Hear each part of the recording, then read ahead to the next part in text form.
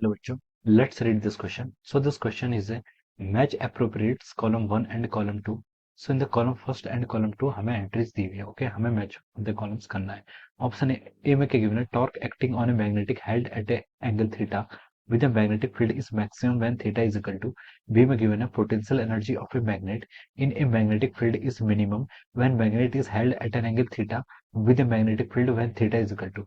P में लिखा है 0 डिग्री, क्यू में आपको 90 डिग्री, आर में गिवन आपको 180 डिग्री. ओके, तो चलिए बच्चों अब हम इस क्वेश्चन को स्टार्ट करते हैं.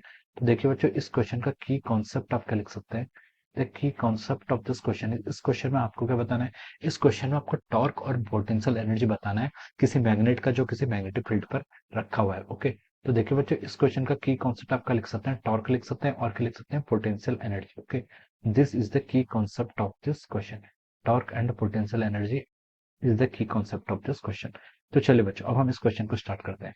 तो देखिए बच्चों, टॉर्क क्या होता है? अगर हम किसी मैग्नेट को मैग्नेटिक फील्ड में रख देते हैं तो जो उस पर जो टॉर्क लगता है वो कितना होता है M vector cross of B vector. Okay, ये क्या होता है आपका M vector cross of B vector. M M क्या आपका magnetic dipole moment cross B, B क्या आपका magnetic field. Okay, so this is the formula for the torque. Okay, हम इसको क्या लिख सकते हैं? इसको हम ऐसे भी लिख सकते हैं M B sine theta, where theta is the angle between the magnetic moment magnet और मैग्नेटिक फील्ड के बीच का जो एंगल होता है उस एंगल को हम क्या कहते हैं? यहाँ पर साइन थीटा बोलते हैं. ओके, अब देखिए सेकंड टर्म आपके यहाँ पर पोटेंशियल एनर्जी. ओके, तो देखिए अगर हम क्या करते हैं, किसी मैग्नेट को मैग्नेटिक फील्ड पर रखा है और हम उसे रोटेट कराते हैं, तो उसको रोटेट कराने पर जो हमें अमाउंट ऑफ वर्क डन करना पड़ता है, that work done stored in the form of the potential energy. वो किसकी फॉर्म में स्टोर होता है?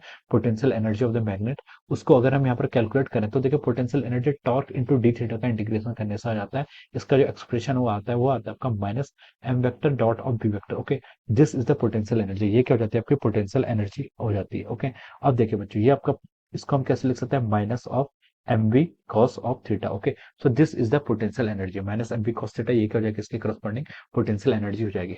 तो देखिए अब देखिए ऑप्शंस की तरफ हम यहाँ पर स्टार्ट करते हैं. अब हम यहाँ पर क्वेश्चन में मूव करते हैं. क्वेश्चन में देखिए ए पार्ट में क्या बोला उसने?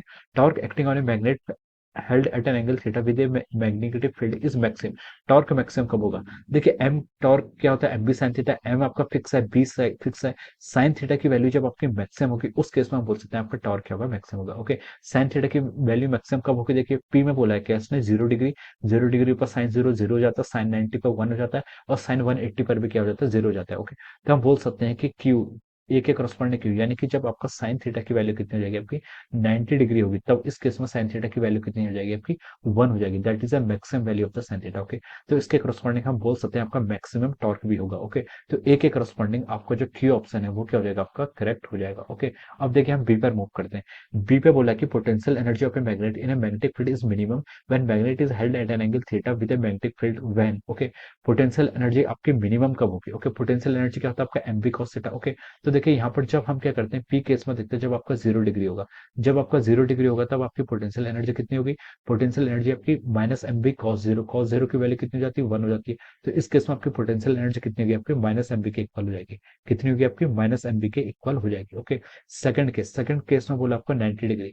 जब आपका देखिए 90 डिग्री होगा तो minus M B cos 90. Cos 90 की वैल्यू कितनी होती है? 0. तो इस केस में आपकी 0 हो जाएगी.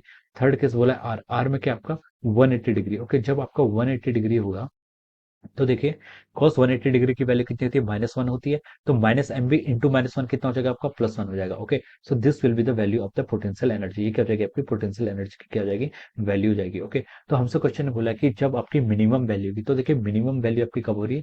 जब आपका क्या हो रहा है? 0 डिग्री का एंगल हो रहा है. और मैक्सिमम कब हो रही है?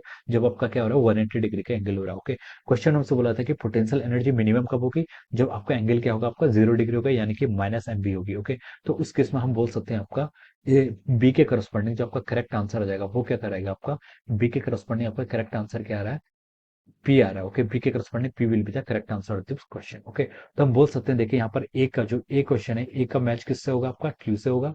और आपका बी है जो बी का मैच किससे होगा? आपका पी से होगा. Okay, this will be the answer of this question. ये क्या हो जाएगा? आपका इस क्वेश्चन के क्या हो जाएंगे? आपके आंसर्स हो जाएंगे. Okay, so I hope you all understood this concept. All the best and thank you so much.